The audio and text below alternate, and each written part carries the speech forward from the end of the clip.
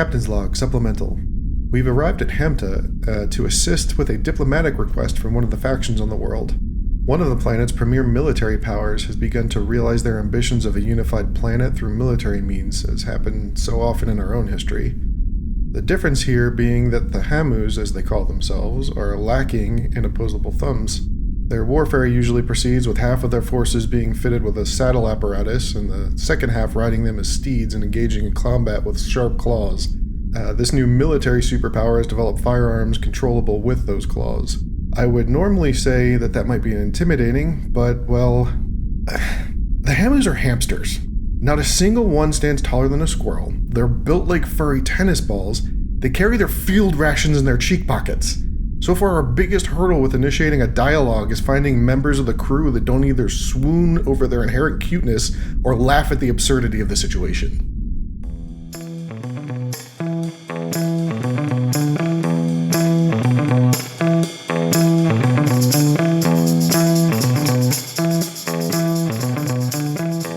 Welcome back to another episode of Captain's Log Supplemental. I am Chris, and as always, I'm joined by Robertson, or Rob, if you prefer. Hello. And, of course, our friend Stanford as well. Hey there! So, just as a quick recap, each week we would cover another episode of Star Trek. In this case, Enterprise is what we're watching right now, marching ahead in chronological order by the start date the series started with. Just as a quick heads up, we're obviously a new podcast, and we would very much appreciate you taking the time to rate and review the podcast on whichever platform you listen to us on. The reviews are very helpful and go a long way in helping us kind of grow and get other listeners. I like that it definitely, like, we can tell you didn't read that. Like, you definitely didn't have I'm reading this tone the whole time. Good. I mean, as opposed to when I do it. I've never heard Chris talk that fast. That's because I was like half reading and like half mixing it up, so it didn't quite sound exactly the same. Okay, so this episode is episode 15, Shadows of Pajem. We start on Earth, and the Vulcans are bitching to old Admiral Forrester about the Enterprise crew's discovery and revealing of the listening post on Pajem to the Andorians. I think you mean gaslighting. I mean, sure. Yeah, there definitely a little bit of that going on. I love the Vulcan uniform robes. Like, it's like someone took a smoking robe and then added more and more to it, like every time you saw them. Just fancier and fancier. Admiral Forrest does a good job, sticking up for the Enterprise, and kind of calls them out on their bullshit. Although, like, why is he in charge of this? Like, he's just the Joint Chiefs of Staff aren't in charge of ambassadorial stuff. Like, why is the random dude in charge of the military? Well, shouldn't there be a president involved? Doesn't this go to support your theory that Starfleet's a military junta? I guess I know that it is. I know that Starfleet is a military junta, but I still feel like they should have like a token. Like, they should have some guy who's the president who's just sitting back there looking meek. I mean, the president of like the Federation later on, like, there's definitely like characters that are introduced that are labeled the president, but they're mostly just, stage pieces. Yeah. Anyway, Vulcans are pissed off, and they say joint fleet ops between Vulcans and Earth have been suspended. Boo-hoo. Anyway, we join the Enterprise, and of course, mealtime, and Trip and Archer are chit-chatting about this new planet they're going to visit that they found in the Vulcan database. And Archer does a little good-natured trickery and pretends like Trip doesn't get to go and talks about how all the spaceships are really cool and stuff, and it's a shame he doesn't get to go. Poor Trip. I felt so bad. He looked like a hurt puppy this whole time. You did. just sad puppy dog eyes about not getting to go. Which is funny because Archer jokes about him not going, and then later on he actually doesn't get to go. Right. Yeah. Did you see the salt shaker? I did see this. I specifically looked for the salt shaker because you mentioned it. I would not have seen it if you had not pointed it out. So fucking fancy and futuristic. Sure it is. You gotta shimmy your salt out over your thing like a fucking, I don't even know, like one of those grenades that the Germans had in World War II, like the potato masher grenades. Yeah. Good stuff. And some potatoes. Anyway, so we find out that the Adorians bombed Pajem, although we're very courteous and told the Vulcans to leave before they bombed the shit out of it. So that's, good on them. But the orders soon come in that T'Pol has been, ordered off the Enterprise, obviously, since joint fleet maneuvers or whatever have stopped. T'Pol has to leave the Enterprise because the Vulcans are mad. The scene with Archer telling T'Pol is just like what is, he's been with T'Pol this whole time, and he's disappointed she's not emotional about it. What are you expecting? Yeah, my note here is, for fuck's sake, she's a Vulcan. Why are we constantly surprised when she's emotionless and pragmatic? Right. It's what are we expecting here? What? After all the tension between them, though, it was kind of nice to see Archer trying to stick up for her. Sure, I'll give him that. I don't know that I agree, because I'm not sure he was sticking up for her as much as he just wants her to stick with him because she's valuable. He's emotionally connected, though, I think. Maybe a little bit. The big thing he pointed out was, she's a part of his crew. And, all his faults aside, he does seem to really care about the well-being of his crew. I will say this scene is where I first started a trend in the notes for today. Where, cause she's like, the monastery thing was my fault. I shouldn't have let you go. And Archer's like, don't you take any credit. And my notes is I'm the doer. I'm a big boy. It was me doing big boy things. And Archer declaring that he's a big boy, at least emotionally or metaphorically, is just a recurring theme through this whole episode. Big boy pants. So we cut to a scene where Phlox is kind of talking to Paul and in his official comfy medical sweater. Right. He's also part ship's counselor. I think at this point he seems to be the emotional chatter with a lot of the characters. Yeah, 100%. And T'Pol in a very Vulcan way is very woe is me, everything's my fault, It's the logical conclusion. I messed up. It's all me.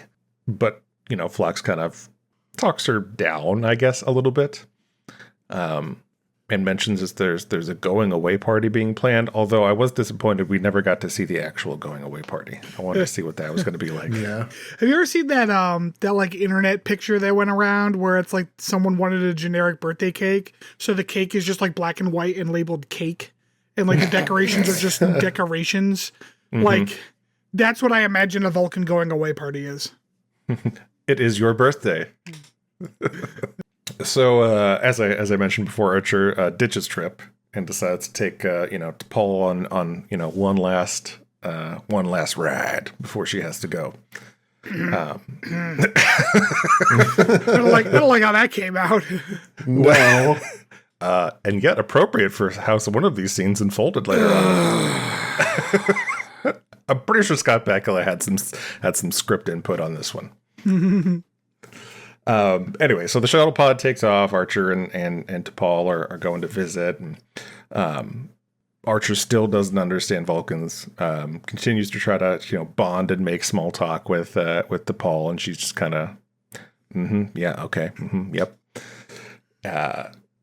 When all of a sudden the ship is closing on the shuttle and fires on them, and they go down, and I'm pretty sure they ran out of effects budget after the first couple scenes. 100%.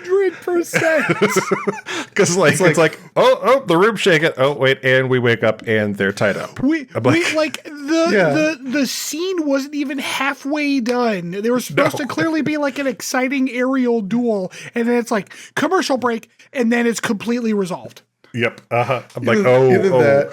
They blew 100% of the effects budget on that 30 seconds of CG.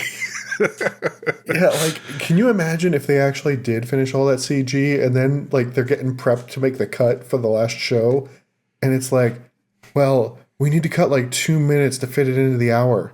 What are we going to cut? And they cut, like, the entire thing explaining how they wind up on the surface of the planet. Like, just completely gone. Oh, we're all tied up in a room now. Sorry. It was a very rough cut between scenes. And like that's a good point. Maybe they did have that filmed and then like didn't because like not only do we lose like the end of the aerial combat footage, right? But also them like being captured, them crashing and being captured. Yeah. Yeah, it left this weird situation where they had to explain the entire existence of this faction, right? This breakaway faction, and like you just kind of get talked at about them instead by the Chancellor.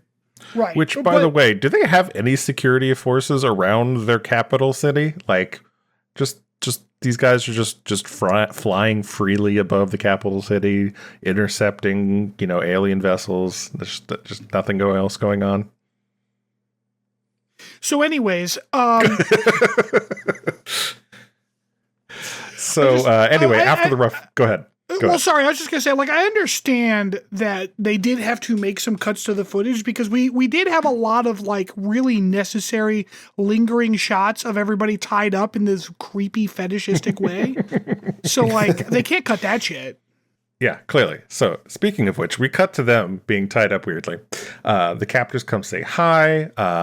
We have a little back and forth. The lead captor guy is surprised when Archer says he's the one in command, and it's not the Vulcan who's in command.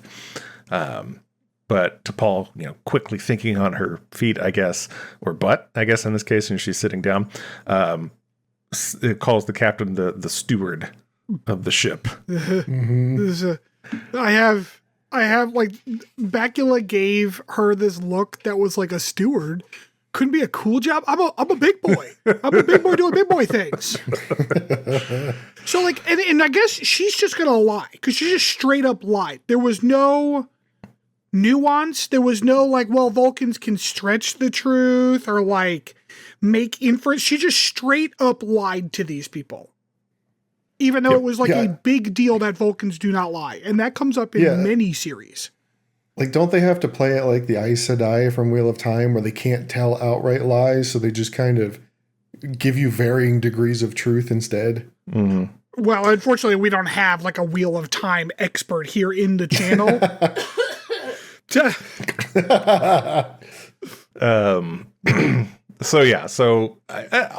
I don't understand the whole point of the lie there. Like what were they trying to accomplish exactly? They weren't like threatening the captain or anything like that at that point. Like I don't know. It seemed like she was trying to play into their understanding that the Vulcans would be in charge because they did know who Vulcans were, but not humans. But it didn't gain them any tactical advantage. Right. So I don't know why it mattered. I thought that it was more a building of T'Pol's like characters situation, I guess, because like it's clear from the talk that she's got with Archer and from her talking with Phlox, like she really doesn't feel like the punishment she's receiving is justified, considering the fact that the Vulcans really did have an illegal espionage post built underneath of a religious institution, which is super shitty. But like I think that it was supposed to show that she's still in like that depressed Vulcan woe is me state where like, I might not make it out of this alive. And even if I do, I don't know that I want to kind of way. That's how I took it. Perhaps. Anyway, we end up back on the Enterprise, and the Chancellor from the planet has contacted them, and they're kind of going back and forth, and the Enterprise crew is very upset, and they want to know where the captain and T'Pol are, and they want to. Go ahead. Well, Trip comes up with a couple ideas, and every time Hoshi's like, "No, fuck you. No, I'm not trying that either. Fuck you." Like it's like, Hoshi, can we try something? Can we be a team player at least a little bit here? So anyway, the Chancellor is just very rude. It's like, yeah, it's fine. It's not a civil war. It's totally no big deal. I'll see you later. Bye. They're just being ransomed. Teehee. I have only just met her and I hate her. Yeah, she's pretty terrible, pretty terrible. So we cut back to tied up shenanigans. Archer and T'Pol are hopping about, trying to get free. There's, some definitely BDSM things, going on here. This whole sequence was so fucking awful. Yeah, like they end up in like this weird hug at one point. So so they turn around, right? Because they're tied together at the waist. And they turn around with the idea of like, well, if our hands are in front of each other, then maybe we can untie the knots. Never mind that, like, I'm not saying it's going to be the most comfortable. I'm not saying that it's like the easiest thing to do, but like they could just lift their hands over their heads in front of the other person's face. Yeah. Like that would have been an easier thing to do. We had to have awkward hug talk scene, okay? And it was, oh my God, it's so fucking unnecessary, like quote unquote sexual tension. And it's just uncomfortable. What's sexual so tension? Uncomfortable. I mean, there's that one part where, they fall over and, T'Pol's tits just go straight into Archer's and there's face. the linger, And there's a pause. Like the linger there is so fucking atrocious. Just like in every good anime. I could, yeah. That's a good point, actually. There's I'm surprised Archer's nose didn't burst into a fountain of blood. Like, yeah. Just full on. Like, there was like at least like a 5 Mississippi count. Oh, yes. Dude, it was so uncomfortable to watch. It was so uncomfortable. My note here is like all in caps, sigh, I hate the early 2000s. Like, this was so fucking bad. Yeah, it was a scene. It was a scene of Star Trek Enterprise. It was that. So they that clearly was the key to unlocking their tied up things, because they eventually break free. Unfortunately, to no avail, the guards immediately come in and are recaptured. There's an avail, because the guard comes in, and obviously, as you do, Archer pulls the classic back rolling upwards double kick. It was a pretty sweet move, man. You can't argue with that. It fucking worked. Like, who am I to argue? That's third in the technical like fighting manual. It's like get the ceiling, double punch, and then the back rolling upwards double kick. Yeah, man. There's got to be a note somewhere in the Starfleet command guide that just explains that no matter what you do when you attack, you have to use both limbs. Both of the same limb, yeah. Both limbs. Yep. Oh man. So they're immediately recaptured. Right. Okay. So after the recapture, we go back to the Enterprise. Malcolm and Trip have found the shuttle pod. They're pretty sure anyway they found the shuttle pod. The captors contact the Enterprise directly and demand, weapons for their their crew members' lives. Like they want like 40 phase pistols, but the Enterprise only has like 15 anyway. So they're like, well, we can't really even give them that if we wanted to. I don't remember what was said, but there was a moment where the captor like said something, and there was a cut to Travis's face, and he gives this expression of like, oh, this fucking guy, Jesus. And Trip is completely out of fucks with these people. Shortly after that fun chat, they get contacted by the Vulcan ship that's on its way to collect T'Pol. And they're, as Vulcans have been so far in the series, very snooty, and say they're, the humans are just going to fuck it up, so they'll take over. I started this series thinking that, like, I'm not going to lie, just a knee-jerk reaction. I sided with the Vulcans when they were complaining about the humans being humans. But man, I'm really starting to think that the Vulcans really are just assholes. Like, this is like a recurring theme. They definitely portray them that way a lot. Yeah, like it's really bad now. Yeah, it gets less as the series go on. And I'm not saying, I'm not saying the Andorians were justified in their bombing of historical artifacts and stuff. I am saying that the Vulcans are acting like they did nothing wrong, and it's real fucking obnoxious. Yeah. So Captain Sopek is the name of the captain from the Vulcan ship. Gets to the Enterprise and says that it's time to go in hard and fast, full assault. Pew pew time. The humans are. The Trip was directly offended that no one says goodbye to him.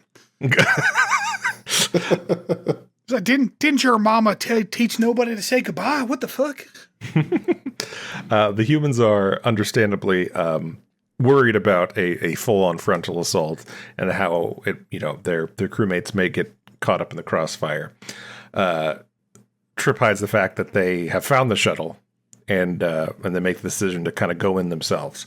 We kind of go back to the tied up shack, and we get a little scene of T'Pol and Archer getting their customary prisoner bowl of gruel, which kind of looked like oatmeal, actually.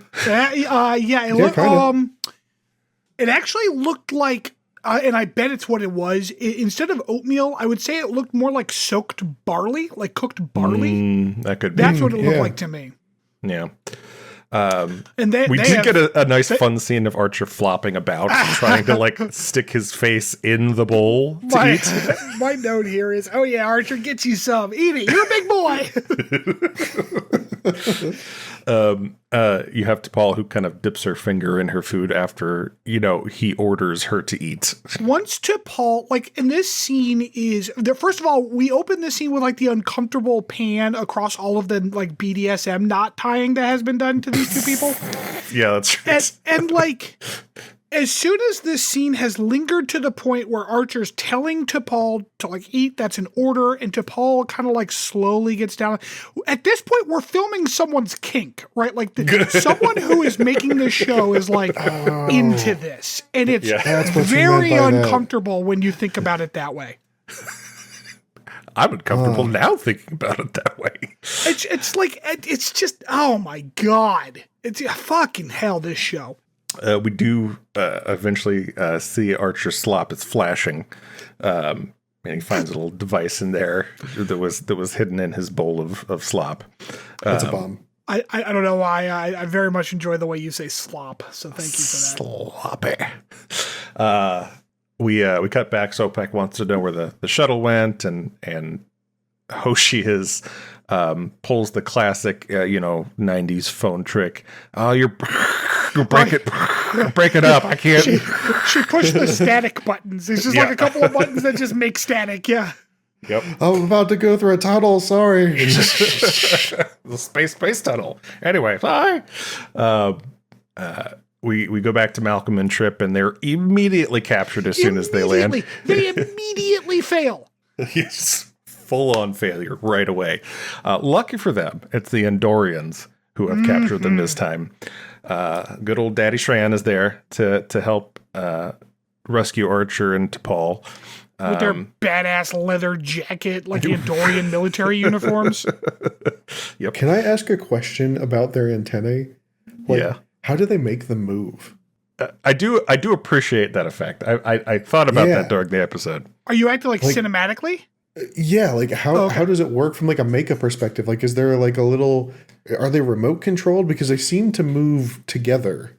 I would assume that they are on some kind of they're either battery powered or whatever, and that they have a couple of patterns that they move in that they just kind of randomly pick between. Maybe because they don't. They look good. They do move. They move pretty impressively, almost uncomfortably so. But if you watch, they're not moving in sync to anything that's actually happening. They're just kind of moving. Mm-hmm. Oh, okay. Because if you watch Strange New Worlds, that albino Andorian guy, his antennae are clearly CGI because they are very reactive to what is happening around him. Right. Yeah. Mm. So Shran is there to rescue Archer, and T'Pol kind of as payback because he can't sleep at night. He doesn't like to be indebted to somebody else, and he needs a good night's sleep, so he needs to pay them back. Shran also, big boy. Mm-hmm, mm-hmm. He's a big boy. Yeah. See, this is why he connects so well with Archer. They're both doers, man. They're both big boys. Yeah. Yeah. Trip calls Archer on his flashing device that was found in the bowl, and tells him about the plan. We then go to the planet, and Trip wanders up to the gate. And I guess they have Texas accents on this planet because those guards do not comment at all on how on how Trip sounds. But he brought booze, so I guess that's okay. Yeah, my note here is that worked. Because he's like, boy, I don't know what's going on around here, but it sure would be nice if I had a nip of this here whiskey. How about you? You want some whiskey? And the guard's like, sure, I'll take whiskey. And that was like the end of the whole conversation. Mm-hmm. Yeah, totally. I mean, I get it. Free beer or whatever. So as Trip is distracting the guards, the Andorians sneak in and, incapacitate the guards in the wall, and then all of a sudden, explosions!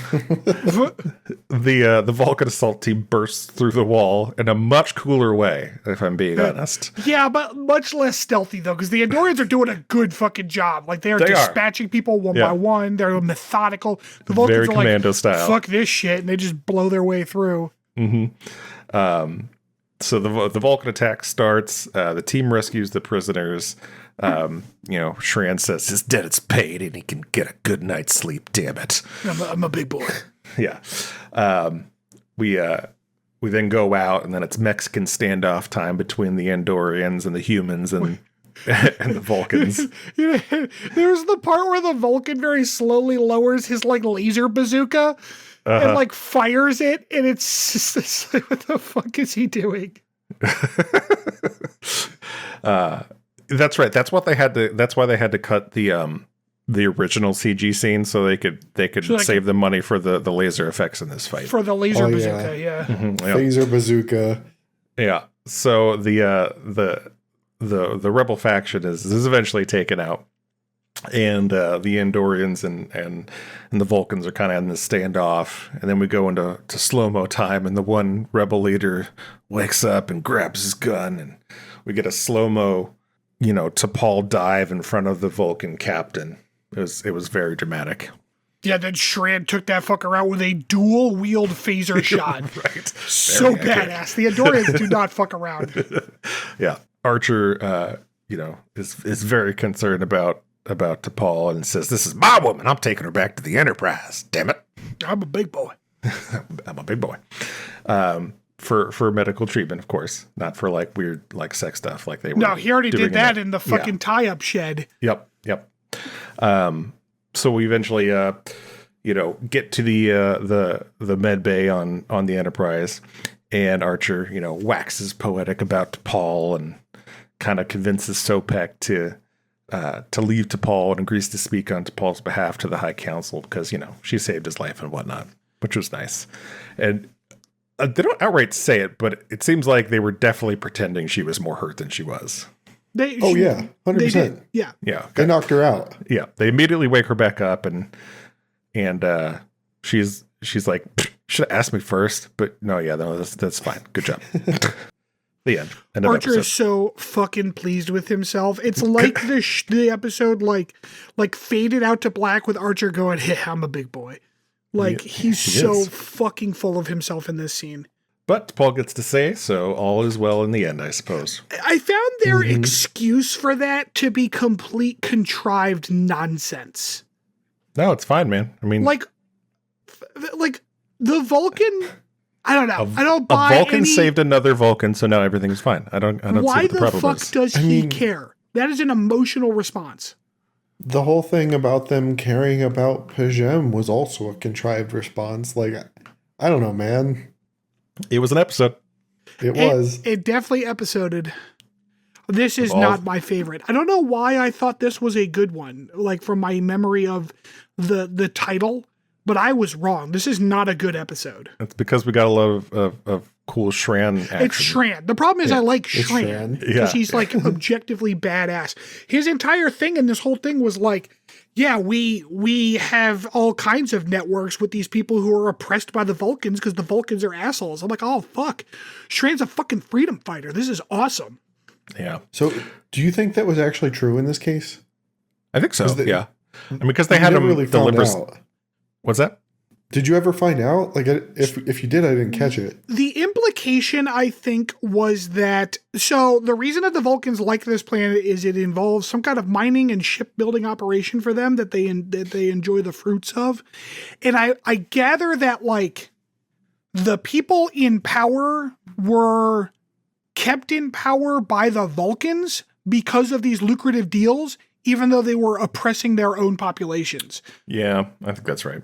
That is the implication, because they talk about how, like, wow, outside of this very small modern city is just like miles and miles of shanty towns. Right. Well, it's very, it's very proxy war, right? Like you have, the Vulcans on one side backing the regime in power, and then you have their actual, enemy backing the insurgent, faction. Right. So, it felt very like an allegory for like banana republics and stuff. Right. Well, any final thoughts on the episode before we hit the break? It's just trash. It's just fucking trash. Vote for Shran. I'm a big boy. Captain Shran. All right, we will be right back.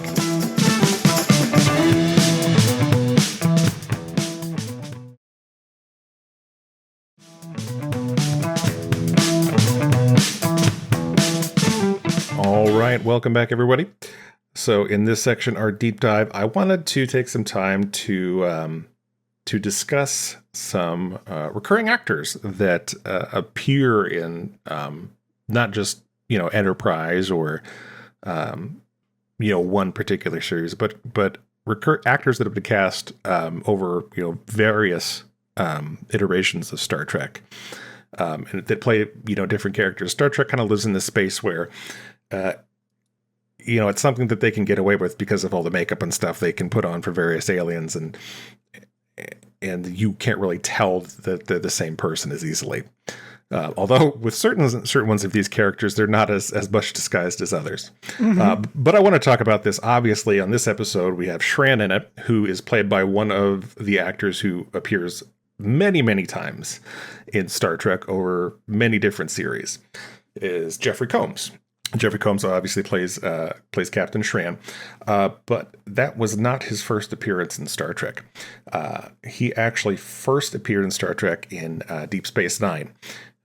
And fun fact, he actually originally auditioned for the role in Next Generation of Commander Riker. My problem is that I can only think of him as Shram. I do not think he would make a good fucking Riker. Well, I think I agree with you. I think Jonathan Frakes was a good cast in that role. But it is funny to think about what that could have been. I mean, it would have been cool if he was Shram, like he was an Andorian. That would have been amazing. Mm-hmm. That would have been funny, yeah.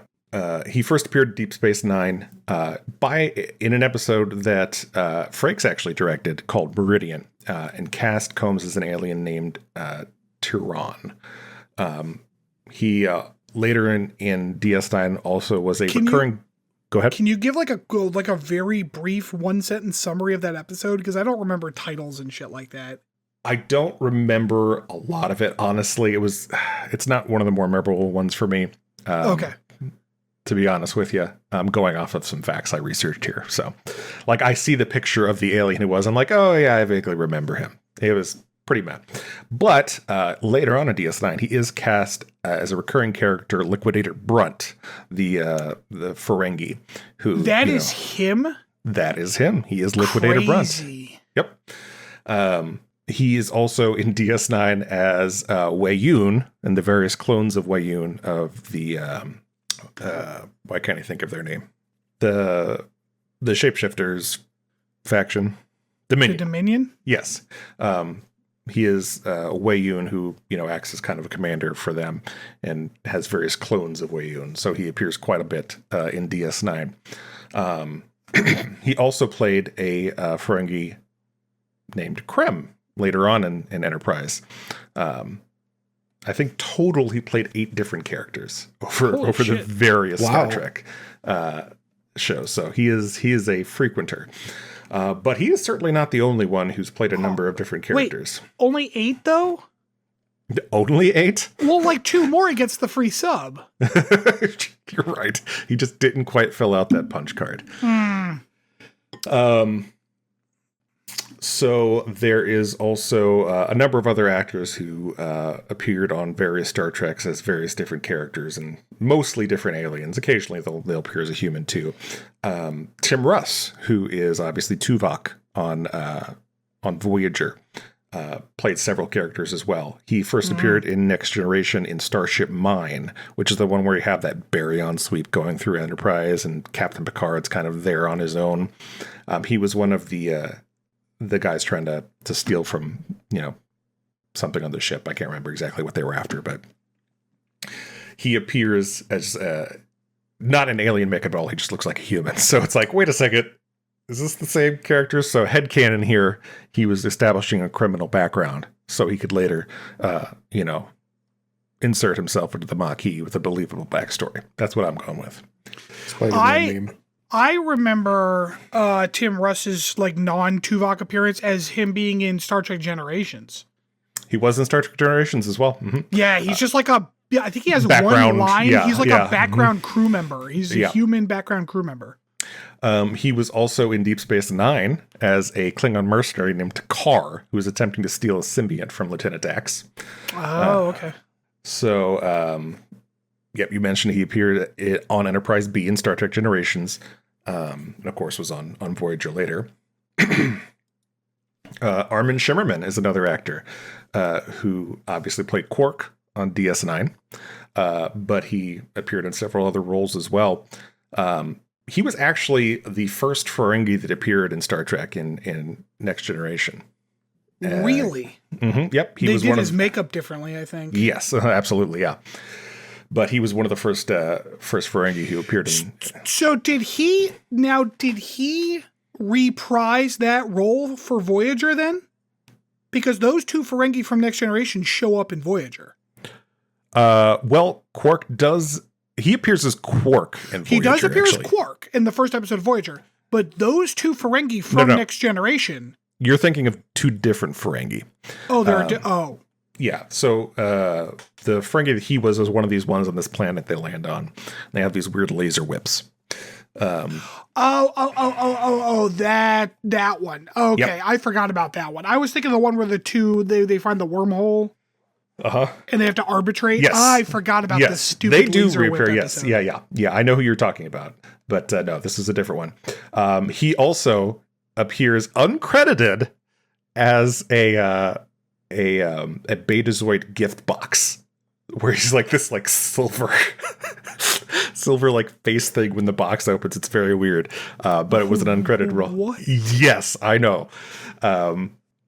He also played a human sci-fi writer from the 1950s named Herbert Rossoff in DS9's Far Beyond the Stars episode. Where does that count? Because wasn't that? Yeah, it counts. It counts. Was that a different role though? Because that's like it wasn't that the characters from the Wizard of Oz, it was her projection, right? I get it. Yeah, I totally understand what you're saying.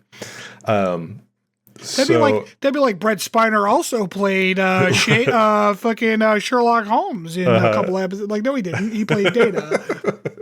I get what you're saying. I do. So another actor that played a number of different roles is J.G. Hertzler, who played 7 different characters across multiple series as well as games. He was Martok in DS9. It was probably his most well-known character. God damn it. I'm so bad at names. Who's Martok? Martok is the kind of the Klingon commander who Worf is buddied up with and eventually adopts Worf into his family. He actually first appeared in Star Trek Deep Space Nine as a Vulcan captain who died in battle. Was his actual first appearance in Star Trek. And later he came back as Martok. He also played a changeling named Lass. Before he also made an appearance, of course, in that one episode where they go back to the 50s, and it's that sci-fi writers' room. He's one of the artists there. And he appeared as 2 different Klingons on Star Trek Enterprise as well, so we will see him later. He actually voiced somebody in a Star Trek Lower Decks episode as well. Cool. Drukmani ship captain. There's so many. There's actually so many of them that I found that are in a lot of different ones. Kurtwood Smith played a number of different characters in Star Trek. Of course, probably one of the things he's most well known for is Red Foreman and that 70s show. But He appeared in a few different roles across different Star Trek series and movies. He was in that Voyager Year of Hell two-parter that was awesome. Yeah, he was the main he played the main antagonist in that. His first appearance was actually in Undiscovered Country as the president of the Federation of Planets. Funny, we were talking about that earlier. That is funny. Once again, it was a small role, but he did return years later on Star Trek Deep Space Nine, where he portrayed a Cardassian named Thrax in a Times Past episode.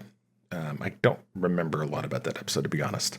I think it was like a flashback to what things were like before while the Cardassians were still... He was the former security officer in charge of the station before Odo took over. Oh, okay. He also appeared in a Lower Decks episode as well. He was Klar from Katuvan Prime. Klar! Yep. It's cool that they brought so many people back for Lower Decks. Yeah. That's fun. Yeah. I remember watching, I'm like, hey, it's him. James Cromwell is one I think you have to touch on. He, of course, was Zephram Cochrane. But his first appearance was in Next Generation, where he was an Angosian prime minister named Narok, who was kind of at odds with some, enhanced soldiers who were trying to escape or take the planet back over or something.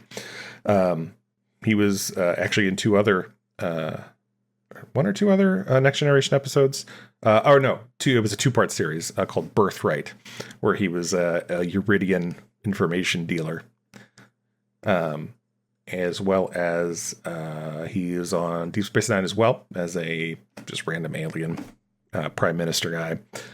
So he was kind of more disguised in a lot of different things. But let's see, was there anyone else? Oh, I can't go without stating Majel Barrett Roddenberry has pretty much appeared in some form in, I think, pretty much every Star Trek series. She is, of course, in Next Generation Lwaxana Troi, as well as the computer's voice. She's actually related to Gene Roddenberry? It was his wife. I did not know that. Mm-hmm. Yeah, she was actually... she first appeared in the original series, and was cast as the unnamed in the Cage, the initial pilot, as the Enterprise's unnamed first officer number 1. At the time, Barrett was actually romantically involved with Roddenberry, whose marriage was apparently on the verge of failing at the time, and the idea of having an otherwise unknown woman in that leading role.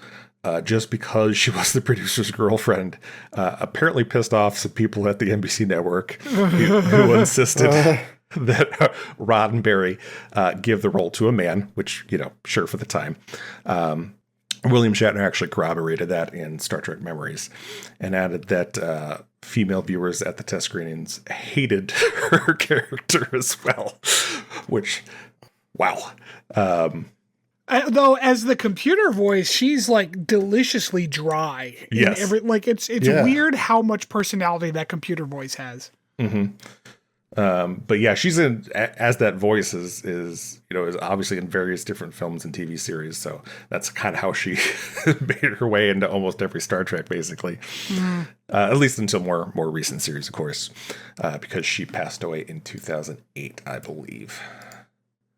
Wow, she was doing this shit right up to the end then, because she's in Voyager all the time. Mm-hmm. Yep. She was part of it for a long time. What's funny is Lwaxana Troi's character. Like, I remember the first time I watched Next Generation, I found her annoying, but as I've watched it later in life, I've related to her more. Yeah, and she's a lot funnier when you're older. Yeah. Exactly. Yeah. Yeah. She's so much more. Her DS9 stuff is pretty funny. Yeah, her DS9. I do remember liking her in DS9 more than Next Generation initially, but even rewatching Next Generation now, I'm like, I found a new appreciation for her character. Yeah. So yeah, like I said, just there's more characters too. Like the guy who plays Admiral Forrest was a number of different aliens, various Klingons and Cardassians and Romulans. Did you know that Soval had another role? I did not. Yes, I just saw him. His first appearance in Star Trek was in Voyager. Oh, okay. Yeah, I saw him and I'm like, what does that guy look so fucking familiar? And yes, it is a younger Soval. He's an Okampan like leader in the one episode. Interesting. So yeah, this is one of the fun quirks of the Star Trek universe where you get to see these actors play so many different characters. We should do at some point a segment of like the weird like occasional celebrity guest spots that have shown. I don't know if guest spot's the right word, but like Rainn non-Star Trek affiliated celebrities that were on Star Trek at various points.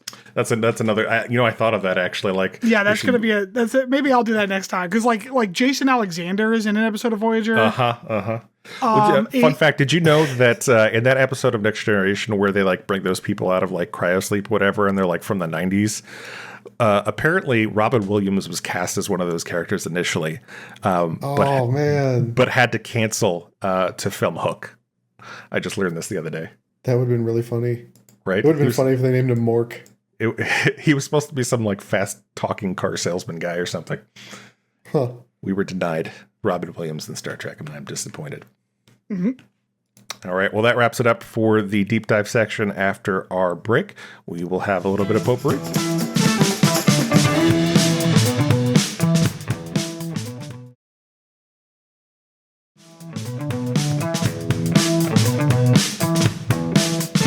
All right, welcome back. So today for Potpourri, I'm in charge, and so far, Chris has run like 3 various trivia kind of adjacent challenges. So today I came up with one. I don't know how this is going to work. I kind of can't, I don't know how well this is going to work. I know how it's going to work. I came up with like a category trivia game. So today we are answering the question, alien, drug, or instrument.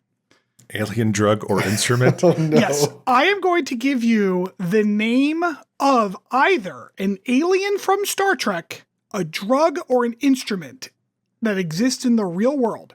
And you have to tell me what it is. You have to tell me which category it belongs to. Okay, so alien in Star Trek, or real world drug, or real world instrument. Correct. Okay. Okay. Okay, an instrument meaning like a musical instrument, not Yes. like Like not a tool. like a scalpel. Yeah. I'll keep track of your score. I have 20 of these. Okay. I don't think it's going to be, we'll see how it goes. I did start it out easy to give you like some gimmies. But then we will go from there. Okay. All right. Okay. So, I'm going to put the word the in front of all of them just to keep things even. Okay. So the first one is the Andorian. Okay. Alien. Alien. Okay. The castanet. That's an instrument. The instrument. Good. So I do have like a little blurb for each. So obviously the Andorians we've talked about, they're the blue aliens, the antennas. A castanet is consists of a pair of concave shells joined on one edge by a string. They make clicky, clacky noises in a lot of like Iberian and other Mediterranean coastal areas. This is a pretty cool instrument, actually. Mm-hmm. The Tylenol. That's a drug. Yep. It's for headaches and such, is my blurb for that. Okay. The Malon. Alien. Malon. Shit. Oh, it's a drug. Okay, it is an alien. Rob got that one right. The Malon were a warp-capable humanoid species from Malon Prime in the Delta Quadrant, first encountered by the Voyager. It would be a Voyager alien as your first actual question. You know what's funny? I think you were thinking of Malox, Chris. Yeah, that's what I'm thinking of. That is what I'm thinking of. You know what's funny is that I was like in the list. So like my first actual alien that I picked was just like where I happened to be in the alphabet. That's funny. So, all right. The Melcot. Oh, God. For some reason, I think that's an instrument. It sounds like an instrument, but I'm going to say alien. It is an alien. So, Damn it. Melcots or Melcotians were a telepathic xenophobic civilization. They used their telepathic powers to punish aliens who encroached on their space without permission.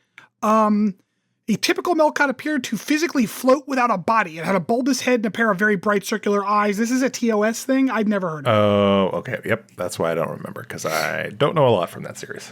Okay. The Tycho. Is that an instrument? What are the options? It's alien instrument. Alien, drug, or instrument. Alien, drug, or instrument. I'm going to go with instrument. Chris? Instrument. Okay. Oh, you were a little hesitant. That one is an instrument. It is a type of drum from Japan. Taiko drum. That one I knew. Yeah. All right. The Mintakan. That's an alien. Alien. Yes. Proto-Vulcans that were Bronze Age something. I watched that episode not that long ago. All right. The Codeine. Drug. Good. I feel like I have an unfair advantage here. Oh, yes. That's why syrup. when you're like, I'm going to fail this, I'm like, we'll see. We'll see. Oh, I guess for those of the viewers who aren't aware, I used to be a pharmacy tech, not a drug dealer. I mean, tomato. Yeah, I guess it was You're a a legal legal drug dealer. Yeah. Codeine is an opiate, kind of like a morphine. I don't know enough to give any more information than that. It's common in kind of prescription strength cough syrups. Yep. All right. The Propirum. Say it again. The Propirum. Propirum. Gosh, I don't know. Rob, what's your guess? I'm gonna go off you. Drug. It is a drug. Boom. Oh my god. Propirum is a partial mu opioid receptor. Well, we're going to find out real close how I don't know any medical words. Receptor agonist and weak mu antagonist analgesic from the ampramide family of drugs related to other drugs such as, oh boy, phenapramide and diampramide. What's the generic? The Erum tickled my ears about it being a drug. I don't have a catalog in front of me, Rob. I grabbed the first 2 sentences from Wikipedia. I don't know. All right. Yeah, that was real close. Yeah. The Trill. Oh, it's an alien. Alien. Okay, yes. That is Dax. Dax is a Trill. Yep. Mm-hmm. They have a symbiote and whatnot. Mm-hmm. The Adungu. Instrument? Alien. It is an instrument. The Adungu, also called the Ekidongo or the Anenga, is a stringed instrument of the Allure people from northwestern Uganda. It is remarkable, apparently, because it is very similar to a harp, although it has absolutely no common ancestry with it. Interesting. That's cool. Very cool. All right, next one. The Fujara. Alien. You're both incorrect. Is it an instrument? The Fujara is also an instrument. The Fujara, which is apparently Slovak, is a large wind instrument of the Tabor pipe class.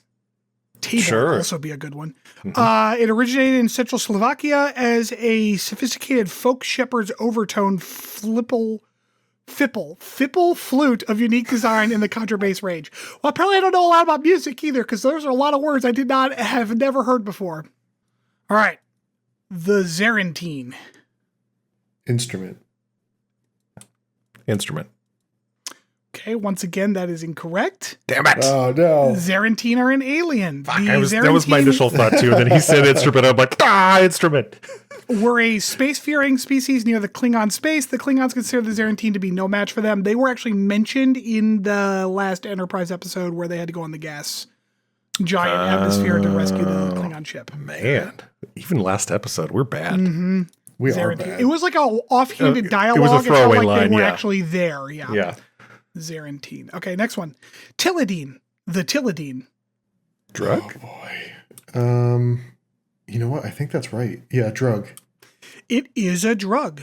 Yeah. Hey. Oh, this one's got your brand names. Tilidine, Laert, or Tilidate. Brand names Tilidin, Valorin, Titova, that keeps going, is a synthetic opioid painkiller.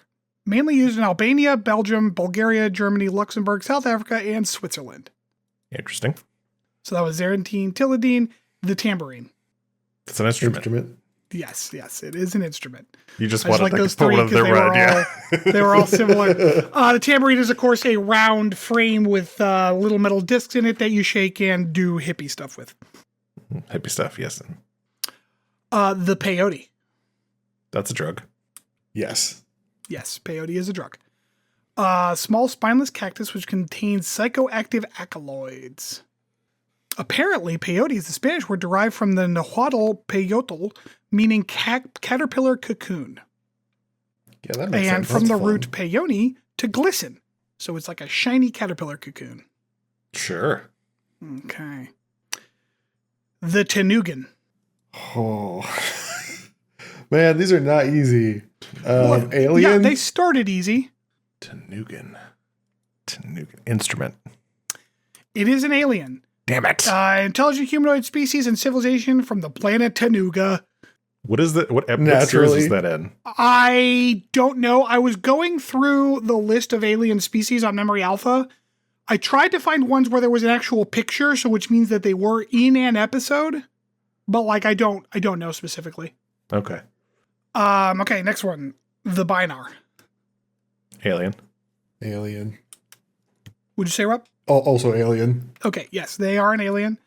Cybernetically enhanced humanoids native to Binus of the Beta Magellan system. That was a TNG episode. Mm-hmm.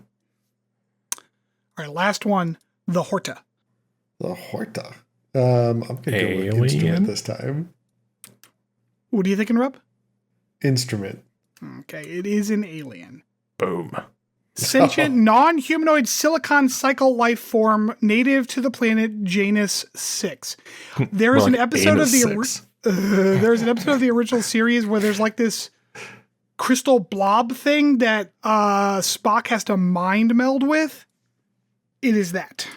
Oh, I know what you're talking about. Okay. Yeah. It's like one of the 4 episodes of that show I saw. All right, you guys did good on that. I wasn't sure if that would work out okay or not. You did well, but you didn't do like so well that I was like, oh man, this was a failure. I do this to make them look stupid. Well, I don't want to make you look stupid, but like it's no fun if it's too easy, right? Yeah. Out There's of tough ones in 20, there. out of 20, you both got 14. Oh, nice. A different Yeah. 14 because there were some where you disagreed on, Uh-huh. but in the end, you both summed to 14. So Yeah, congratulations. I was keeping track in my head, and I was pretty sure we were tied up. That's funny. Yeah, we wound up in this weird situation, Stanford, when we graduated. For our listeners, my rabbit's behind me throwing a fit right now. 1 second. But For our listeners, Chris and I went to the same high school, and with another one of our friends, we finished like 3 in a row in our class rankings. It was super weird. Oh, yeah, I remember that. That's funny. was it like first, second, and third, like some losers, or was it just like in the middle of the pack or whatever? No, we were like in the 140s or 150s. We had like a class of close to 900 though. Yeah. Oh, I was like, wow, holy fuck, because that would have been like the bottom of my class. Yeah. Yeah. We had, like, I think when you, like, the tech schools that graduated with us, like at the time, they were like it was like weird. It was like part of our graduation. It was like well over 1,000. That's crazy. Yeah. So that is all I had. And I think, does anyone else have anything else before I close this out? No. I'll take that as a no. All right. Thanks for joining us, everybody. Once again, please do, subscribe to our podcast, leave us a rating, a review, if you would be so kind. We're looking for those 5 stars. And if you leave a cool review or a funny review or even like a really mean review, we'll read it on the pod because that's the kind of people we are. Just remember, even if we are 5-star men. Even if we're big boys. We're the big boys. Even if you don't like us, a 5-star review would be pretty cool. Like, I don't care if you're going to lie.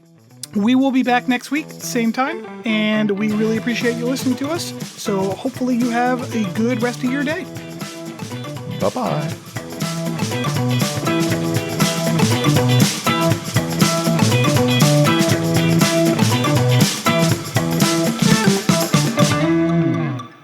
Thanks for listening to Captain's Log Supplemental. You can follow us on Twitter at PodCLS or send us hate mail at podcls3@gmail.com.